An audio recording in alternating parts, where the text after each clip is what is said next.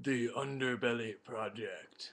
Uh, well, I haven't posted a video in a while, but um, basically, I get a lot of messages on YouTube that say, "Oh, you went to the Underbelly project in New York City. How was it? What was it? Was it crazy? I only see crappy, the same old pictures online, so maybe I could get an insider opinion." Well, I am that insider because I have been there more than once, and in different situations. First time I went, my friend Barton introduced me to this amazing project. He found it using the pictures online as reference material. I'm not going to disclose the location. I think it's already out there, but I'm not going to disclose location, uh, other than saying that it's in Brooklyn. Um, but anyways, so my friend Barton brought me there, and we went in. And when we went there, um, the entrance technically to this thing isn't difficult to find, nor is it challenging to get to the bottom of this place. And when you get there, you see the graffiti art that says, "Get up, get God."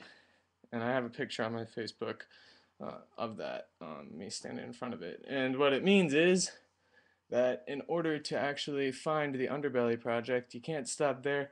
You have to go 20 feet up in the air to where the abandoned platform that never was finished is. So, a backstory on this: it was this part of the IRT line that um, was abandoned because they didn't think this location was fitting for a station as a main hub. Happened a long time ago. I think it was over 100 years ago. So this place is old.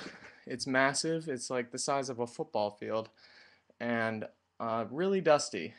That was like the worst part is just touching all the dust because you go up there. Oh, and it's kind of nasty because there's these wooden railings that have been there for who knows how long, and they have rusty nails sticking out of them, so you don't want to get poked by that.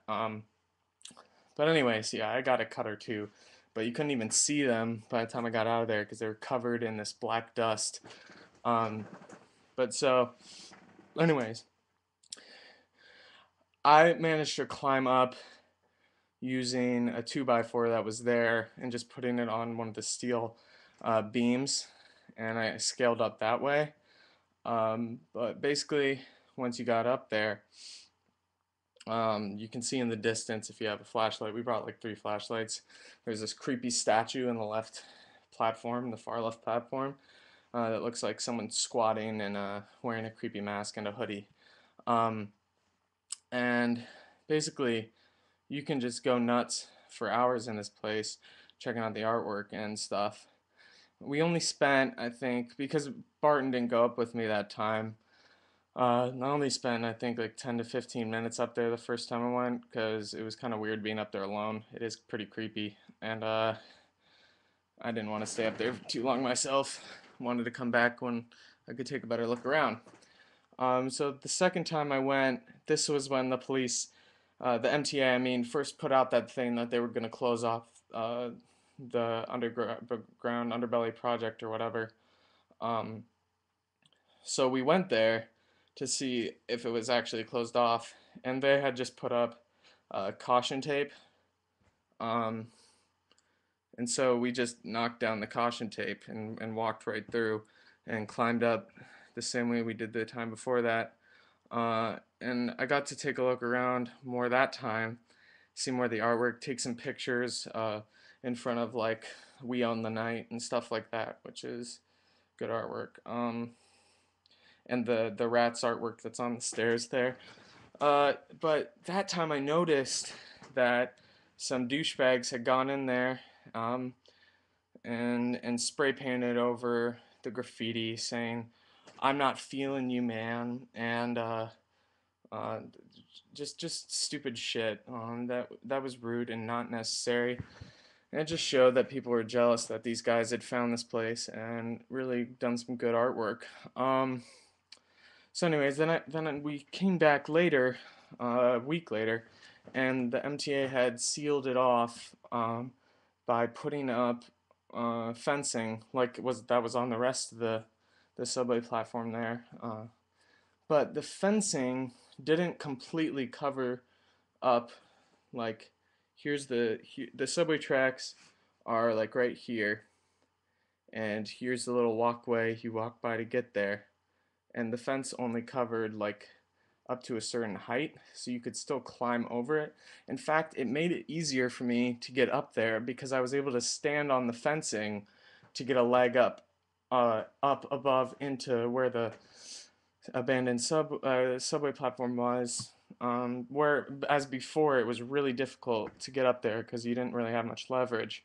In fact, I mean, I was able to like reach down and pull someone up off of that fence. One of my friends that was smaller because that fencing was there. So thank you, MTA. I don't know. I haven't been back there in a while, so I don't know if they did something more than that.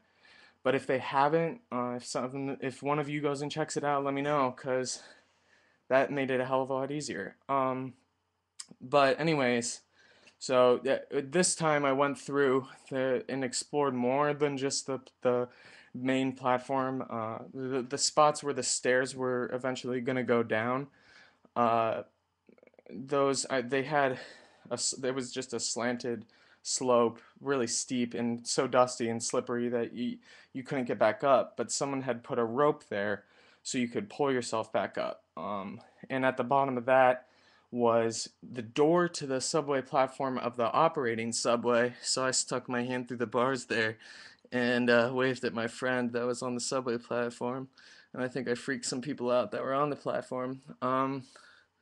And there's also a door to some MTA maintenance like waiting room or something that was at the other end of it, or just like a chill out area for them.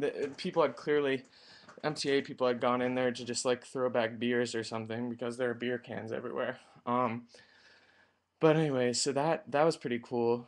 I had no idea that was there, and but the end of the story, which is the moral, is once I had gotten out of there, the MTA transit police were there waiting for me because one of my friends that was on the platform had uh, been standing there all awkwardly and strangely and looking suspicious and hadn't got on a train instead of just leaving. And I was in there for like an hour while my friend was just standing there on this platform. So the police like questioned him and were asking him why he was all dusty, and he told them, "Oh, me and my friends were up in the abandoned subway platform." And so the MTA obviously were like, "Is anyone up there?" And instead of the kid just being like, "Oh no, no, they all left already," he told them that me and my friend were up there. So an hour later we come out and the cops are there waiting for us. So whatever. I got a $50 fine for trespassing and I paid it and it was all hunky dory. The funny thing though is the cop that was there giving me the fine said, "Oh, I've been back there. There's nothing back there. I don't know what you're talking about. There's no art. There's nothing good back there." So obviously, even the MTA guys that are patrolling this area don't even know what the fuck's there. I guess they just think that the art project or whatever is that first floor where it says "Get up, get God," and they don't even think of something being up there. Um, so, anyways, that is my story of the inside job. So, enjoy.